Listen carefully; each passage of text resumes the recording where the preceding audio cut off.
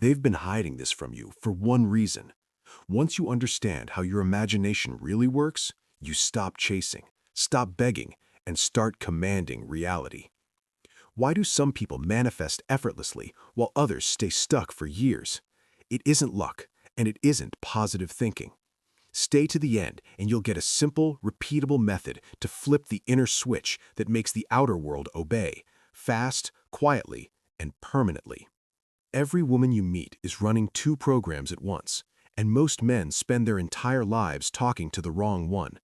On the surface, there is a polished version of her, the one who smiles at appropriate moments, gives socially acceptable answers, and tells you exactly what she thinks you want to hear.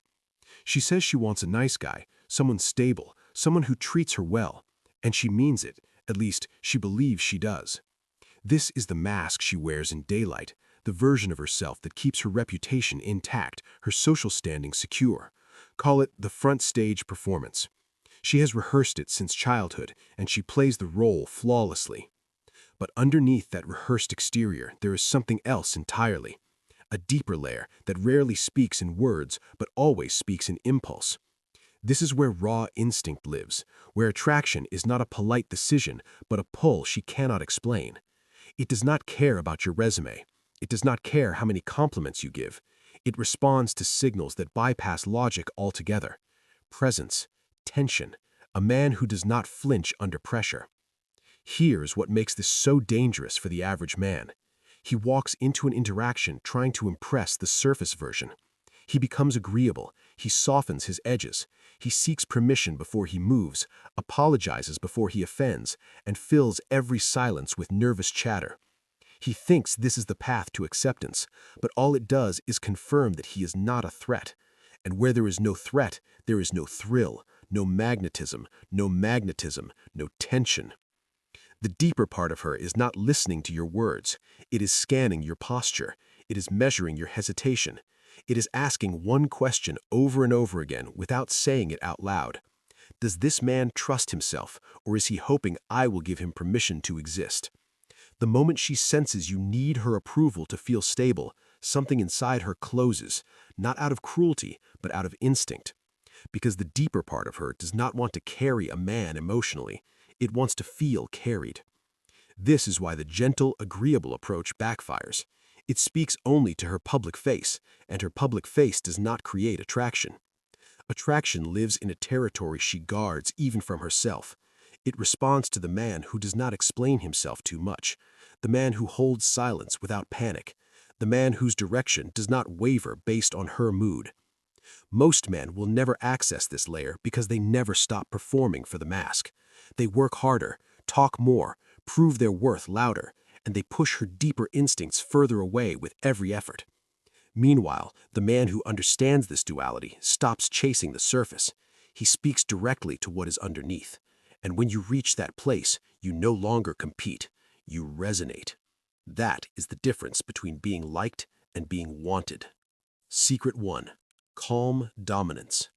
Most men think attraction is built through effort, compliments, proving yourself, saying the right thing at the right moment. But here's what nobody tells you. The harder you try to be accepted, the faster you push her away. Not because your intentions are wrong, but because your energy is leaking desperation before you even open your mouth. Picture two men walking into the same room. One scans for approval. His eyes dart, his shoulders tighten slightly. He laughs a little too quickly at jokes that aren't funny. The other walks in like he already belongs there. No announcement, no performance. He simply occupies space as if the room adjusted to him, not the other way around. Which one do you think she notices? Which one makes her pause mid-sentence without knowing why? This isn't about arrogance. Arrogance screams insecurity dressed in a loud costume.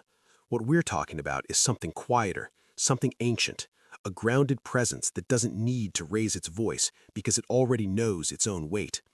When you hesitate before speaking, when you over-explain yourself, when your body language asks permission before it moves, her nervous system reads one thing: uncertainty.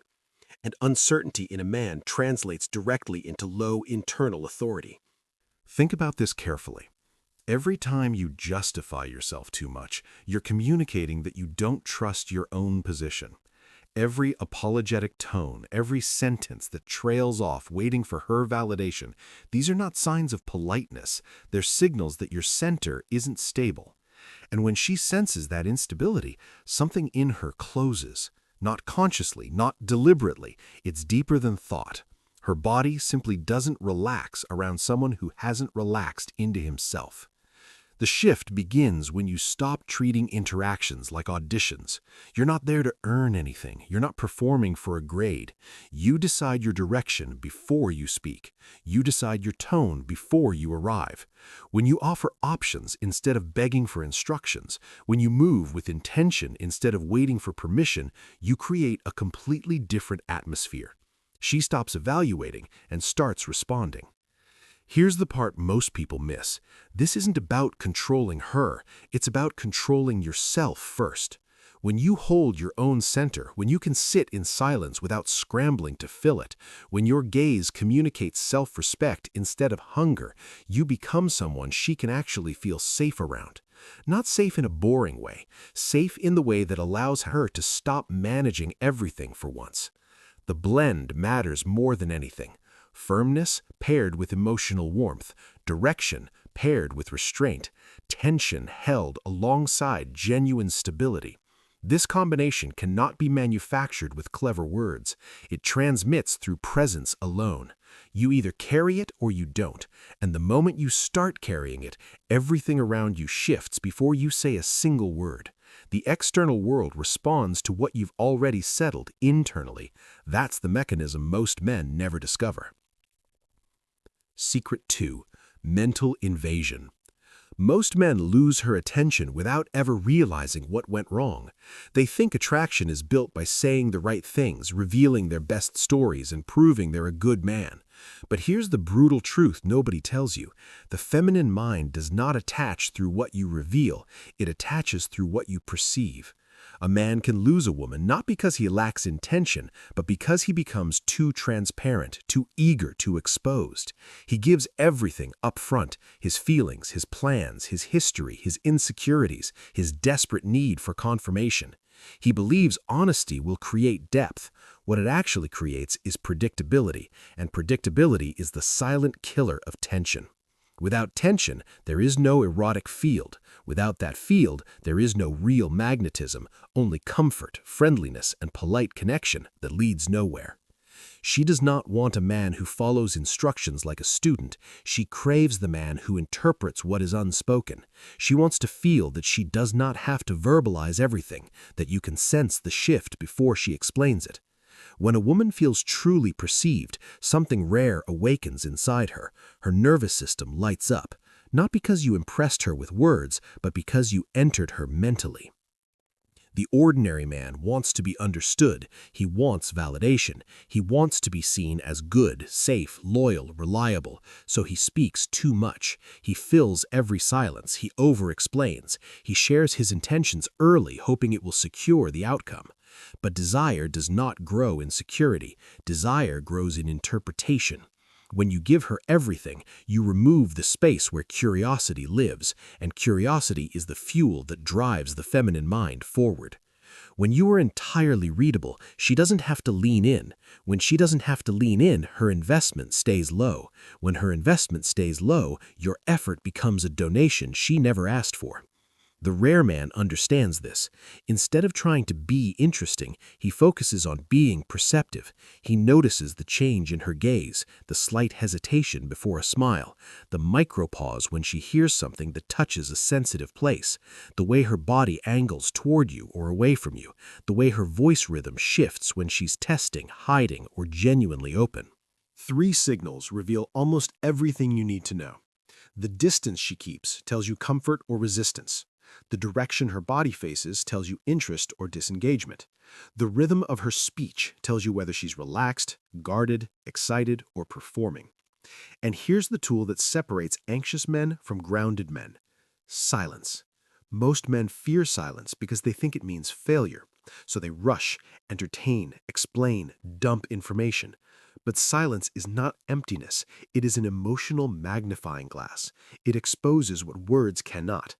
When you hold silence with presence, you create psychological pressure that reveals her real state. The more perceptive you become, the safer she feels, because she knows you'll notice discomfort before it becomes danger. Yet simultaneously, the more perceptive you are, the more tension you create, because she realizes you're not fooled by the performance. Stop trying to be understood. Start trying to understand. That's when you stop being another voice in her day and become an experience she cannot explain away. Secret 3. Voluntary surrender. Most people get this one completely wrong, and the misunderstanding keeps them trapped for years. The internet has poisoned this concept with extremes. Some imagine force, control, dominance through pressure. Others reject the entire idea and pretend the impulse doesn't exist at all.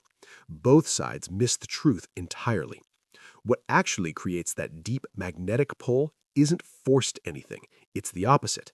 It's the moment someone stops resisting internally and simply lets go. Think about it. When you approach any situation, whether it's a relationship, a goal, a desire, with desperation leaking from every pore, what happens? You push the very thing you want further away. The energy of neediness broadcasts a signal that says, I am incomplete without this, and that signal repels rather than attract. Here's what nobody tells you. The moment you demand proof, the moment you chase reassurance, the moment you need external confirmation to feel stable, you reveal the emptiest part of yourself. You expose the cracks. And when those cracks are visible, trust cannot form, surrender cannot happen. Because nobody releases control to someone who cannot even control themselves. The brutal reality is this. You cannot pull anyone or anything toward you when they sense they'll have to carry your emotional weight. When the other side feels they must manage you, stabilize you, constantly reassure you, they cannot relax into the connection. They remain on guard, contracted, protective. So what actually creates that natural release, that effortless letting go? Direction. Not results, direction. There's a massive difference most people never grasp. Results are outcomes, achievements, trophies you can point to and say, look what I did. But direction is something else entirely. It's movement, it's trajectory. It's the sense that you are going somewhere meaningful and nothing, not rejection, not silence, not uncertainty, shakes your inner foundation. People respond powerfully to purpose that is lived, not just spoken. When your actions match your words, when you transmit stability without having to announce it, when you carry yourself like someone who knows their path, the atmosphere around you shifts. Others stop analyzing whether you're good enough. They simply react to what you've become. This consistency is rare. Most people say one thing and do another.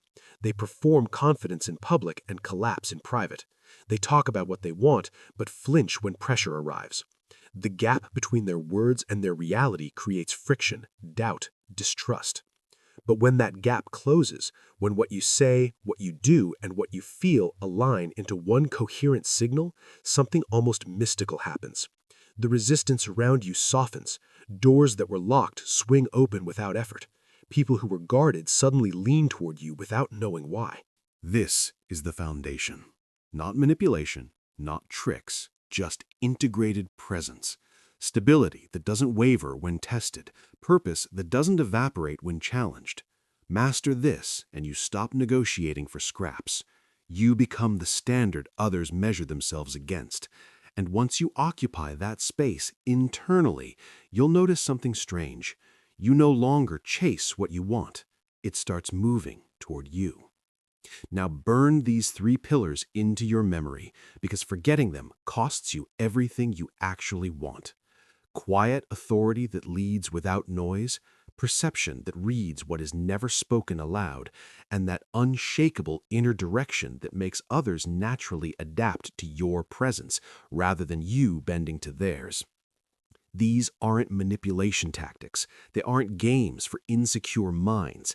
This is aligned living, presence, stability, self-mastery woven into a coherent signal that the world cannot ignore.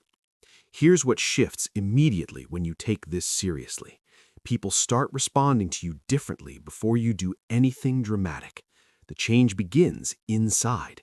You stop leaking anxiety into every interaction. You stop performing your worth like a resume begging to be approved. You stop negotiating for crumbs of attention, validation, or respect. Instead, you start embodying something solid, and solid is magnetic. Most will scroll past this and keep living the same loops. They'll keep wondering why effort doesn't equal outcome. They'll keep giving everything up front and receiving nothing in return. They'll keep shape-shifting for approval and wondering why nobody respects the version of themselves they've become. But you've stayed until now. That tells me something about you. You're not interested in comfortable lies. You want the mechanism. You want to understand the invisible architecture that governs how influence actually works, not the polished version society sells, but the raw blueprint underneath it all. So, decide right now. Will you remain transparent, predictable, easy to manage, or will you become the kind of presence that makes others pause, lean in, and wonder what it is about you they can't quite name? The man or woman who masters their inner world stops competing in the outer one. They stop chasing entirely. Attraction, opportunity, respect, these things stop being prizes to hunt and start becoming natural byproducts of who they've become. This is the shift. Not something you fake, something you forge through consistent action until the outside world has no choice but to reflect what you've built within. Become the standard and watch what follows.